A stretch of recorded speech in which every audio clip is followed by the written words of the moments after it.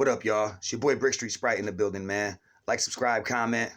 Brick Street Hooligans, Brick Street Media, Hooli Vision. I just wanted to pop at y'all about Gucci Mane, Jeezy. I know they faced off a couple of days ago in a Versuz battle. I wanted to go over a couple of things and give the actual backstory to their and why this is so. It was so significant to see both of those dudes in the same room together. It was a huge moment for hip hop. It was a great, huge moment for the culture, for all of that.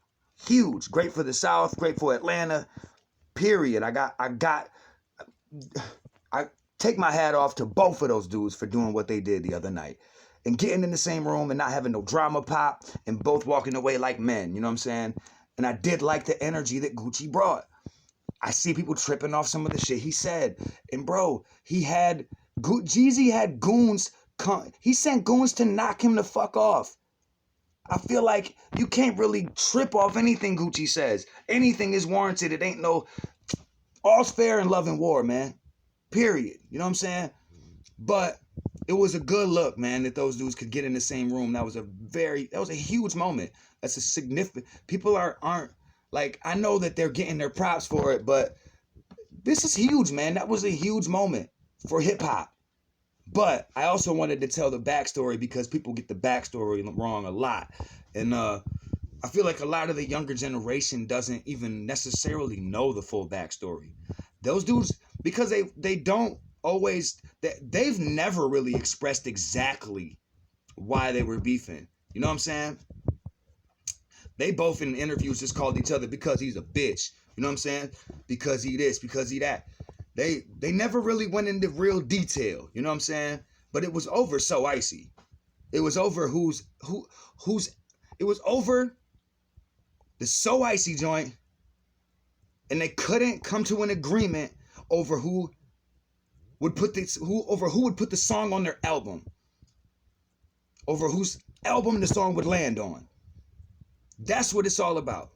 It ended up on Gucci's album. Jeezy felt some type of way about it.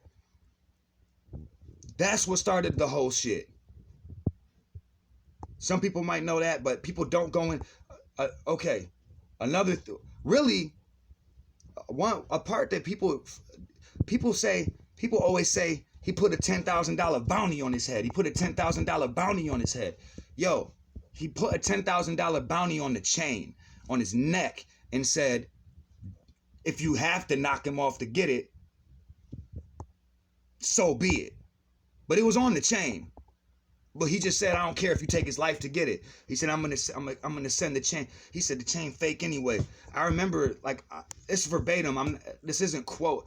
I don't remember word for word. You know what I'm saying? But this was what he said. You know what I'm saying? Along those lines. If you have to knock him off to get it, you know what I'm saying? Then so be it, basically. And then Gucci, I think it was May 10th of that year, invites a chick, a stripper or whatever, over to his crib, some bitch over to his crib. She backdoors him by letting whatever it was what was his name? Pookie Loke? Something like that.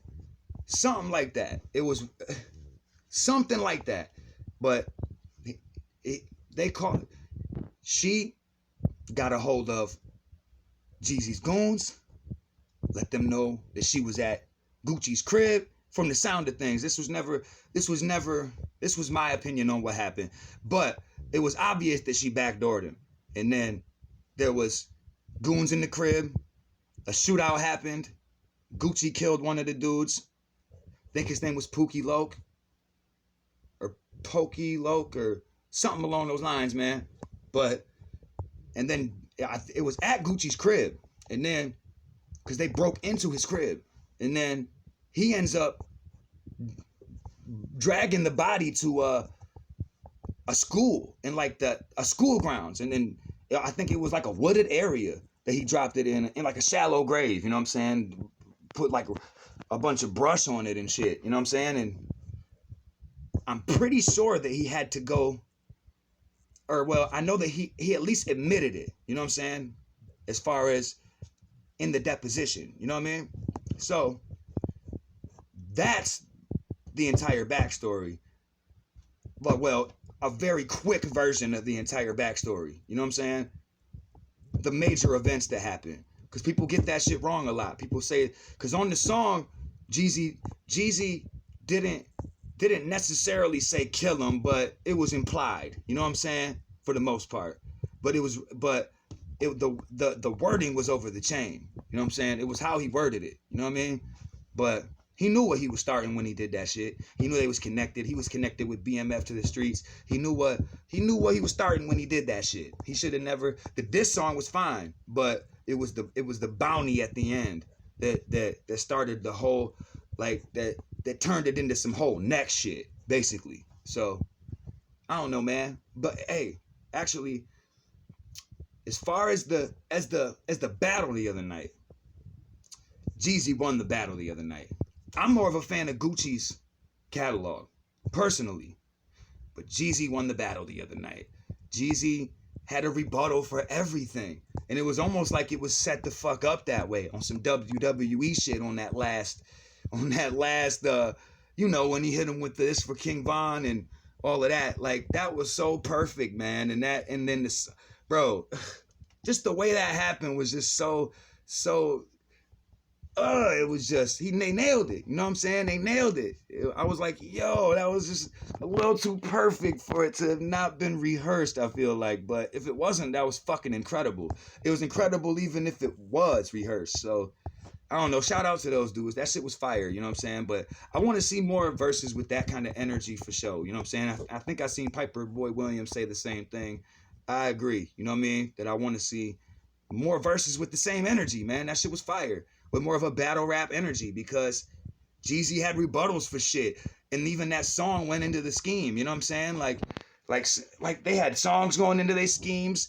Gucci had diss records. Like, man, that shit was fire, man. He played Round One and Truth, and man, that shit was fire, man.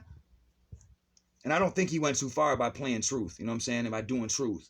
Because, like I said, all fair in love and war, especially when you sent goons to knock me the fuck off. You know what I mean? So I don't really see how you could feel salty about anything. You know what I mean?